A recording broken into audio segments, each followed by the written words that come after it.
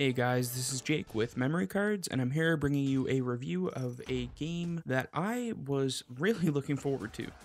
That game is Wizard of Legend. Wizard of Legend is yet another roguelite game on the Nintendo eShop, not unlike Binding of Isaac, Enter the Gungeon, A Robot Named Fight, Sky Rogue, and so on. I'm sure a lot of you are kind of burnt out on these types of games, but as I've said previously, these are some of my favorite. Wizard of Legend is a fast-paced dungeon crawler with an emphasis on dynamic magical combat. Quick movement and even quicker use of spells will allow you to chain spells together to unleash devastating combos against your enemies. Unlock over 100 unique spells and discover powerful spell combinations. A wide variety of elemental spells will allow you to create a hand best suited to your playstyle. So Wizard of Legend also has a co-op mode. The way that the tutorial system is built in Wizard of Legend is quite cool. It brings you through a museum showing you wizards of the past and just letting you learn the ropes on your own. It throws you a few spells, a few evade skills and whatnot, and gets you right into the action. When you finish the tutorial, you'll be put into a hub world of sorts, and in this hub world you have your own house. And in this house you have a wardrobe,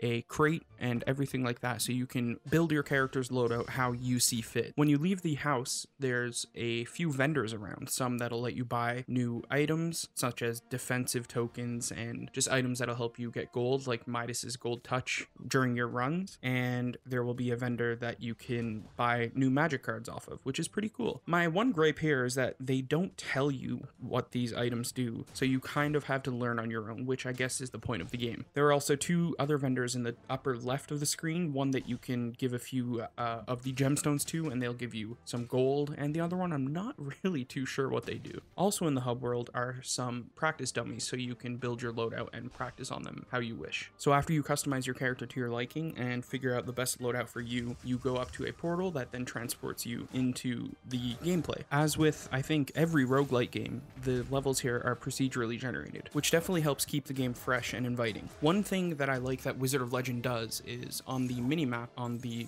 left side of the screen, it'll actually show you a percentage of how much of the map you've actually explored, which just helps you flesh it out and get 100%. The enemies here can vary quite differently, but they kind of blend into the same because you're able to just knock them all into one corner and keep pummeling them until they die. Like, they don't really have that many evasion skills. One thing that I'm not too sure why the developers did is that every map has these pitfalls that you can fall into, and I'm not sure if it's just me or if it's just meant to be like this, but every single time, like every run that I have, I will, fall down into these pits several times, and I don't know if it's my timing, if there's something wrong with my TV screen, if there's some latency there, but I just fall into these pits a lot. And then sometimes the enemies will like pile up on you and then they'll knock you down into the pit, causing you to lose even more health. And I just find it kind of a cheap tactic, just kind of a cheap area for you to get hurt by. The game is structured so that you have 2 small levels, then a full boss, and in each 2 small levels you have mini bosses, and the mini bosses can actually vary quite differently from archers to big crushing,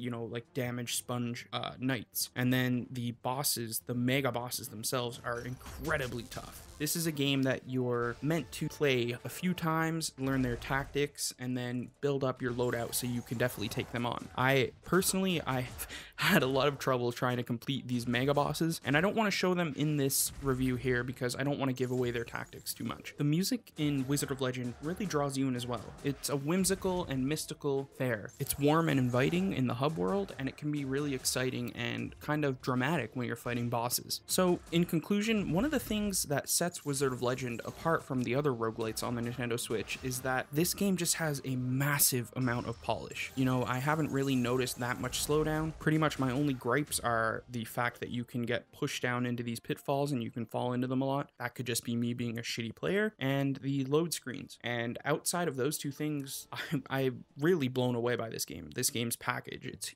it's a lot in there. You have gold where you can purchase things in your runs, and you have the gemstones which you can then use to purchase things in the hub world that you will keep forever. All in all, I would definitely recommend this game to anyone who enjoys roguelites of any kind.